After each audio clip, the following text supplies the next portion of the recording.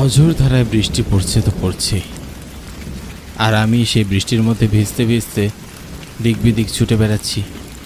থাকার একটা ছোট আশ্রয় খুঁজছি, আর খুঁজছি কাজ। আমার নাম বিনু, বাবা মায়ের একমাত্র সন্তান। বাবা মা দুজনেই গত হয়েছে 2 বছর আগে। শেষ আশ্রয় মামি, সেও আজ তাড়িয়ে দিলেন। অগত্যা এই দুর্যোগের রাতেই হন্যে হয়ে একখানা কাজ করছি। হায় ভগবান, একই দিন দেখতে হলো আমার। এই ঝড় বৃষ্টির রাতে আমি এখন কোথায় আশ্রয় নেই? কি বিপদে ফেললে তুমি আমায় বিধাতা?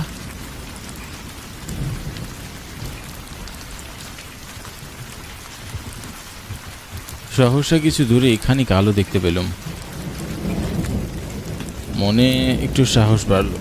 তড়িঘড়ি করে ছুটে গেলাম সেদিকে, যদি কোনো আশা ভরসা পাই। এটা তো একটা চায়ের দোকান। যাক, ভালোই হয়েছে। এখানে গিয়ে কোনো কাজ পাই কিনা দেখি।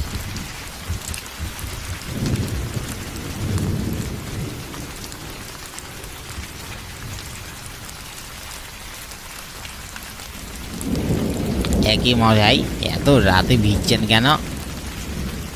বড্ড বিপদে পড়ে গেছি গো দাদা, একটু সাহায্য করলে উপকৃত হতাম। সাহায্য? কি সাহায্য করব? আর কি বিপদে পড়েছেন? ঘর ছাড়া আর কাজ ছাড়া হয়ে পদে পদে ঘুরছি।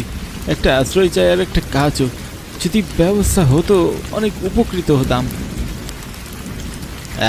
তাই বলুন, তবে এখানে কাজ পাবেন না মশাই।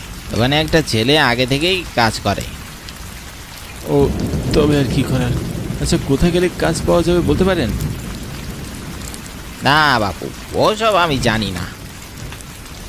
নিরুপায় হয়ে ভাবতে লাগলাম, এবারে কি করা যায়। ছোটবেলায় বাবার মুখে শুনেছিলাম এখানে নাকি এক বড় জমিদার বাড়ি আছে, যেখানে অনেক মানুষ কাজ করে। কে বলতে পারে আজও সেই জমিদার বাড়ি আছে হয়তো, আর আজও সেখানে অনেক মানুষ কাজ করে। যদি সেই জমিদার বাড়িটা একবার খুঁজে পাই, নির্ঘাত একটা কাজ জুটিয়ে ফেলতাম। তবে কোথায় পাই? চারপাশে বৃষ্টির রেশ খানিকটা কমে গেল। ভাবলাম এই ফাঁকে জমিদার বাড়ি খুঁজে সেখানে গিয়ে একটা বন্দোবস্ত করা যায় কিনা। বলছি, ও ভাই, এখানে একখানা জমিদার বাড়ি ছিল না? যে জমিদার বাড়ি? হ্যাঁ, আছে বটে। কেন? ভাবছি ওখানে একবার যাব। কথাটা শুনে মাত্রই দোকানদারের মুখটা কেমন যেন ফ্যাকাশে হয়ে গেল। খেয়াল করলাম সেখানে থাকা বাকিদের মুখও কেমন যেন কালো হয়ে গেল। বেশ ভয় পেলে মানুষের চেহারা যেমন হয়, ঠিক ওরকম। আমার কথা শুনে দোকানদার বলল, এই সেখানে যাবেন কেন? পাগল টাগল হয়ে গেছেন নাকি? পাগল হবো কেন? জমিদার বাড়িতে কিভাবে যেতে হয় সেটা আমাকে বলে দিলেই তো হয়। আমি আমি আপনাকে রাস্তা বলবো? হ্যাঁ, কেন আপনি চেনেন না? চিনি বটে। আপনি সেখানে যাবেন না কিন্তু আবার। কেন? কেন যাব না? কিছু না। আচ্ছা, মুশকিল হলো তো। জমিদার বাড়ি যাওয়ার রাস্তাটা কোন দিকে সেটা বলুন না মশাই, বললে কি হয়? সোজা গিয়ে বাদিয়ে গেলে একটা পুকুর পড়বে। পুকুর পেরিয়ে কিছুক্ষণ হাঁটলেই জঙ্গলের ওপারে জমিদার বাড়ি। আমাকে আর কিচ্ছু জিজ্ঞাসা করবেন না বাপু, আমি আর বলতে পারবো না।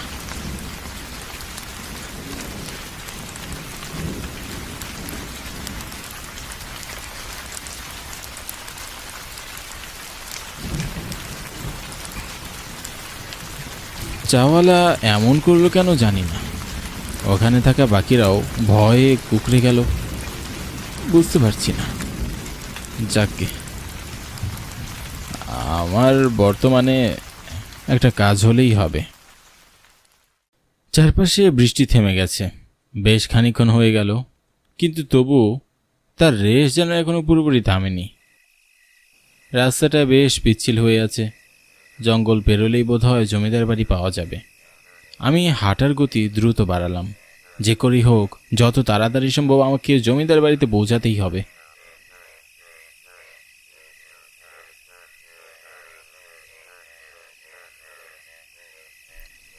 ওই তো জমিদার বাড়ি। কি বিশাল বাড়ি! যাক, অবশেষে পেলাম তাহলে।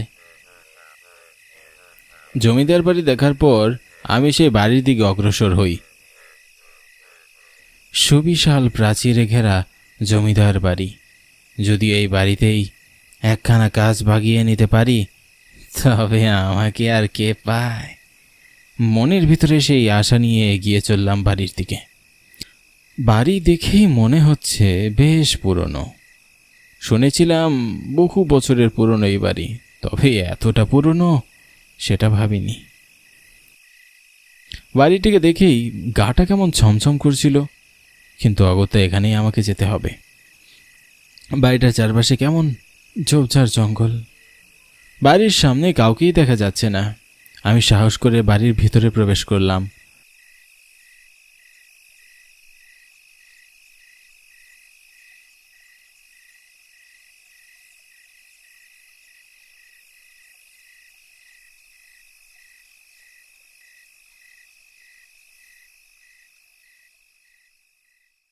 বাইরে থেকে বাড়িটা যতটা ভয়ানক দেখতে, ভেতর থেকে ততটাই সুন্দর। বাইরে থেকে দেখে কেউ কল্পনাও করতে পারবে না বাড়ির ভিতর এত সুন্দর কি করে হতে পারে। চারপাশে কাউকে না পেয়ে আমি এবার হাঁকডাক শুরু করলাম। বাড়িতে কেউ আছে নাকি গো? বাড়িতে কেউ আছো? আমি যে বড্ড বিপদে পড়ে এখানে এসেছি।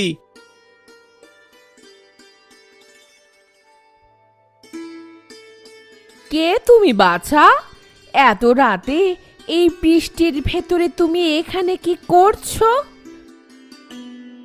হ্যাঁ, বৃষ্টি তো থেমে গেছে সে কখন। আমি এখানে খুব বিপদে পড়ে এসেছি মা।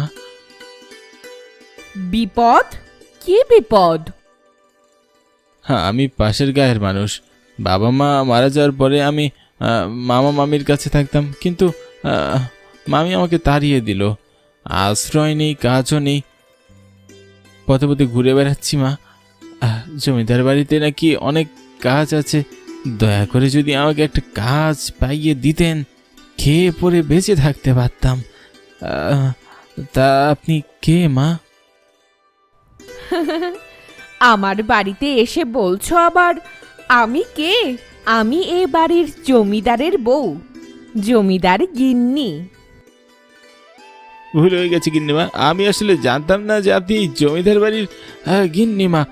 ও গিন্নিমা, দয়া করে আমাকে একখানা কাজ দিন না। আমি কথা দিচ্ছি দাস হয়ে থাকবো, যখন যা বলবেন তাই করব। হ্যাঁ, এখনো কাজ না হলে আমাকে যে না খেয়ে মরে যেতে হবে মা।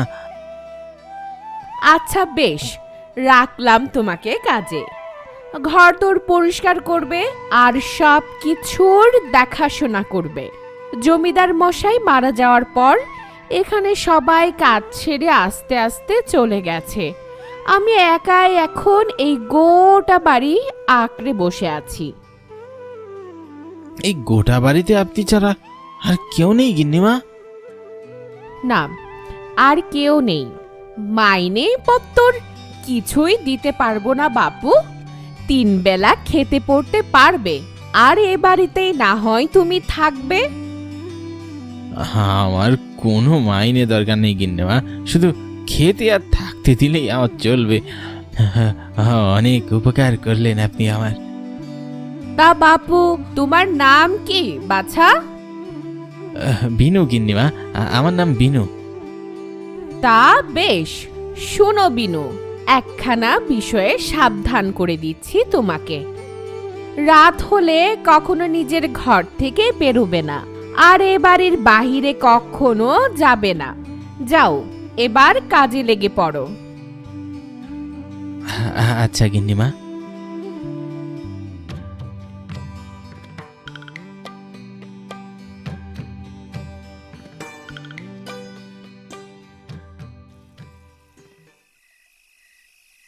এত সহজেই কাজ পেয়ে যাব ভাবিনি। মনে মনে ভগবানকে ধন্যবাদ দিলাম।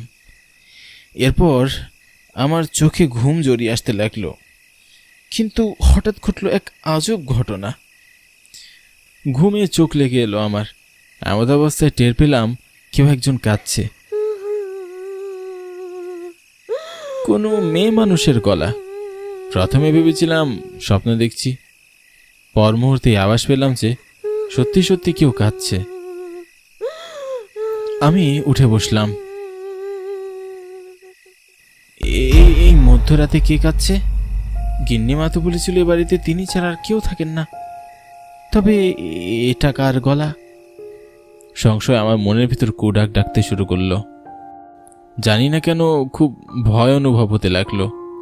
একবার ভাবলাম বাইরে গিয়ে পরখ করে দেখা যাক, কিন্তু পরক্ষণেই মনে হলো গিন্নিমা বারণ করে দিয়েছেন রাতের বেলা যেন বাড়ির বাইরে না যাই। কিন্তু রাতের বেলায় ঘর থেকে বের হতে নিষেধ করলেন কেন গিন্নিমা? সেটাই তো বুঝতে পারছি না। আর এত রাতে কারি বা গলার আওয়াজ পাচ্ছি। সব মিলিয়ে আমার মনের মধ্যে এক প্রশ্নকুণ্ডল তৈরি হয়ে গেল। বিবেচনা করে আমি সিদ্ধান্ত নিলাম দরজা খুলে আমি বাহিরে যাব। হতেই পারে কারো বিপদ হয়েছে, যেই ভাবা সেই কাজ।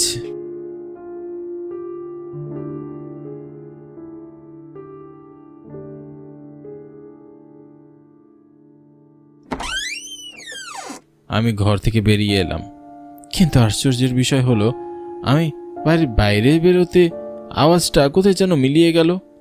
এত সময় তবে আমি যা শুনছিলাম সব কি ভ্রম? হতে পারে ঘুমের ঘোরে স্বপ্ন দেখছিলাম। আমি আর বেশি কিছু চিন্তা না করে ঘরে চলে এলাম।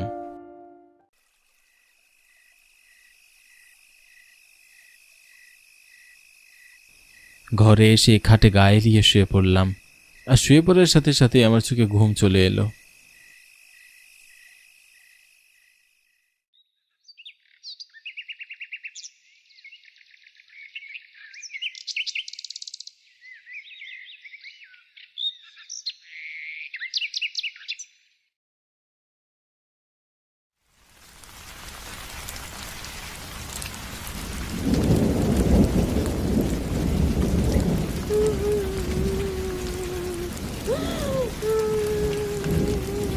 কি আবারও কারো কান্নার আওয়াজ আসছে?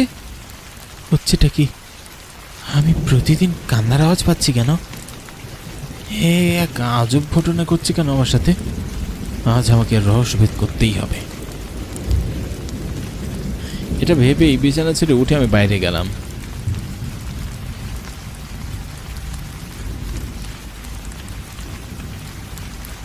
গত দিনের মতন বাইরে আসার সাথে সাথেই কান্না বন্ধ হয়ে গেল। আমি আরও বেশি আশ্চর্য হয়ে গেলাম যে গতকাল যা ঘটেছিল তারই আজ পুনরাবৃত্তি করছে। বাইরে কি তবে কোনো রহস্য লুকিয়ে আছে যা আমি দেখতে পাচ্ছি না? যদি এই বাড়িতে কেউ নাই থাকে তাহলে কাঁদবে কে? তাও আবার এই সময়, এই রকম ভাবে? প্রশ্নের বেড়া জালে আমি আটকে গেলাম।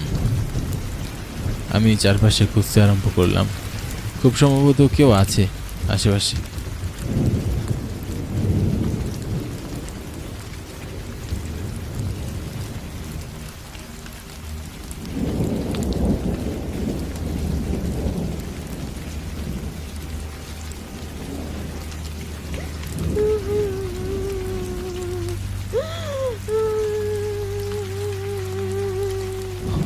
ওই তো কান্নার আওয়াজ আবার আসছে, কিন্তু কোত্থেকে আসছে?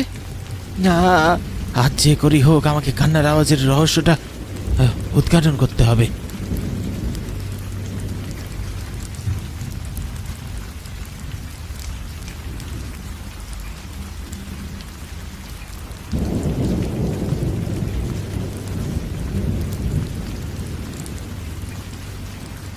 খুঁজতে খুঁজতে হঠাৎ মনে হলো আমার পিছনে কেউ একজন আছে। পিছনে ঘুরেই দেখলাম একজন হেঁটে যাচ্ছে। গিন্নিমা বলেছিলেন বাড়িতে কেউ থাকে না, তাহলে এই মহিলাকে এত রাতে এখানেই বা কি করছে? চারপাশে বৃষ্টি পড়ছে। এই মাঝরাত্রিরে এই মহিলা এই বাড়িতে কোত্থেকে এলো? এই চিন্তাই মনের মধ্যে দানা বেঁধে আছে। গিন্নিমাকে ডাক দেওয়া উচিত মনে করলেও এত রাতে বৃদ্ধ মানুষটাকে ডেকে কষ্ট দেওয়া ঠিক মনে হচ্ছে না, তাই আমি নিজেই মেয়েটার পিছনে যেতে লাগলাম। শুনছেন? ও বোন, কে আপনি? এই কি এত রাতে এখানে কি করছেন? কোথা থেকে এসেছেন আপনি?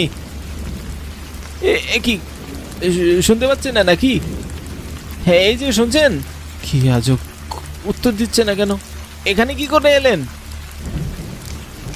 মেয়েটি আমার কথার কোনো উত্তর দিল না, এমনকি পিছনেও একবার ফিরে তাকানোর প্রয়োজন মনে করলো না। অস্বাভাবিকভাবে হেঁটে যাচ্ছে। চারপাশে ধীরে ধীরে ঝড় উঠতে শুরু করেছে।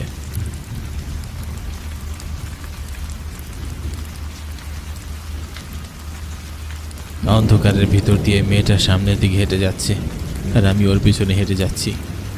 আমার মনের ভিতর কেমন একটা ভয়ের আশঙ্কা জন্ম নিল। আমি মেয়েটার পিছনে পিছনে ঘরের ভিতরে ঢুকে গেলাম।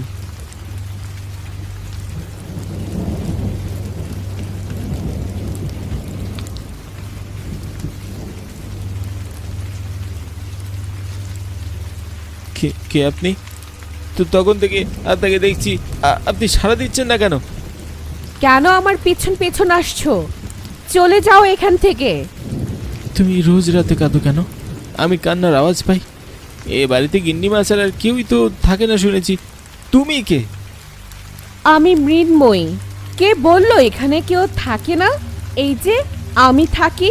আমি গত 100 বছর ধরে এখানে থাকি। মেয়েটার কথা শুনে আমি আকাশ থেকে বললাম, 100 বছর ধরে থাকে বলতে কি বোঝানো হচ্ছে? খানিক ভয়ও পেলাম বটে। মেয়েটার চাহনিতে ছিল এক নির্জীবতা, ঠিক যেন মরা মাছের চোখ ভেসে থাকে তেমন। আমি বললাম, হ্যাঁ, 100 বছর ধরে এখানে থাকি মানে কি বলছো তুমি? কেন আমার কথা বিশ্বাস হচ্ছে না বুঝি? আমার বয়স 100-র উপরে। কে কে তুমি? আমি মৃন্ময়ী, এখানকার এক দাসী। জমিদার সাহেবের কুনজর পড়েছিল আমার উপর। ভয়ে আমি কাজ ছেড়ে দিয়েছিলাম। সেই ক্ষোভে জমিদার মশাই আমাকে ধরে বন্দি করে রেখেছিল এই ঘরে। জমিদার গিন্নি সব জানতো, কিন্তু তিনি কোনো কিছুতেই বাধা দেয়নি। উল্টো স্বামীকে তিনি ভগবান রূপে পূজা করতেন। এমন ব্যবহারে স্বামী আরো ফুঁসে উঠেছিল। এই গায়ের প্রত্যেকটা প্রজার সঙ্গে তিনি দুর্ব্যবহার করতেন। দিনের রাতের অত্যাচারে প্রজারাও অতিষ্ঠ হয়ে পড়েছিল। আমাকে তিনি বিয়ে করার প্রস্তাব দিলে আমি সেটা প্রত্যাখ্যান করি। আর তারপরে সে আমাকে এই ঘরে আটকে রেখে দেয় টানা 30টি দিন। এই 30 দিনে জল খাবার কিছুই আমাকে দেওয়া হয়নি। কষ্টের চরম পর্যায়ে গিয়ে মারা যায় আমি। এরপরে সর্বপ্রথম শাস্তি দেই জমিদার গিন্নিকে। এই বাড়ির ছাদ থেকে ফেলে দিয়ে তাকে আমি হত্যা করি। আর তারপর এই জমিদারকেই আমি এই ঘরে এনে দড়িতে ঝুলিয়ে ফাঁসি দিয়ে হত্যা করেছিলাম। মেয়েটার কথা শুনে আমার নিঃশ্বাস যেন আটকে যেতে লাগলো। এতদিনের এই জমিদার বাড়ি সম্পর্কে যা যা ভালো কথা শুনেছিলাম সেই সব মিথ্যে। আমার মাথায় যেন আকাশ ভেঙে পড়ল।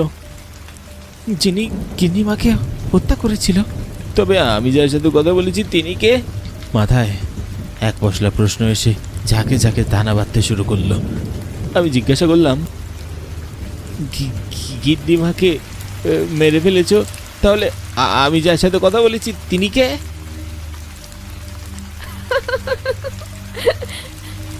সে যে আমারই রূপ। গিন্নির রূপ ধরে আমি এখনো এখানে ঘুরে বেড়াই। এই অভিশপ্ত জমিদার বাড়ির চারপাশে যারাই আসে তাদেরকে আমি মেরে ফেলি। আজ তো তোর পালা।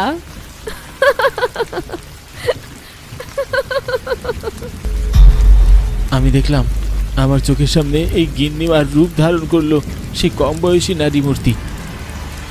কি বিভৎস রূপ তার, দেখলে গায়ের লোম কাটা দিয়ে ওঠে।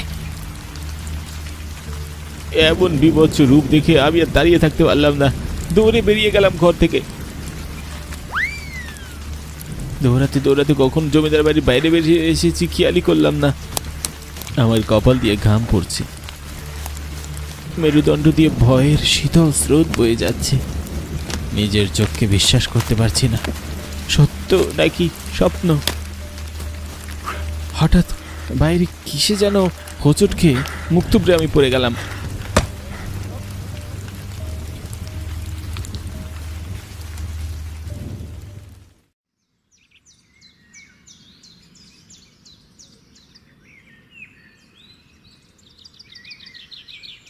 ও মশাই, চোখ খুলুন। হ্যাঁ বলি, সব ছেড়ে এই ভূতের বাড়ির সামনে জ্ঞান হারিয়ে পড়তে হলো আপনাকে? ভূতের বাড়ি মানে? বলি, জমিদার বাড়িকে সবাই ভূতের বাড়ি বলে, আপনি জানেন না? সেদিন যখন এই বাড়ির খোঁজ করছিলেন, নির্ঘাত আমি জানতাম আপনি এখানে এসেছেন। বলি, মরার শখ হয়েছে নাকি আপনার? হ্যাঁ, আর যদি হয়ে থাকে অন্যভাবে মরুন না, ভূতের হাতে প্রাণ দিতে হবে কেন শুনি? তা এই ভাঙ্গা বাড়ির সামনেই বা পড়ে আছেন কেন আপনি? আমি তাকিয়ে দেখলাম সেই বিশাল জমিদার বাড়ি এক ভাঙ্গা স্তূপে পরিণত হয়ে রয়েছে। তবে আমি যে দুদিনে বাড়িতে ছিলাম সেটা কি ছিল, এর উত্তর হয়তো সারা জীবনেও আমার মিলবে না। তবে যা অভিজ্ঞতা হয়েছে তা আমি সারা জীবনেও আর ভুলতে পারবো না।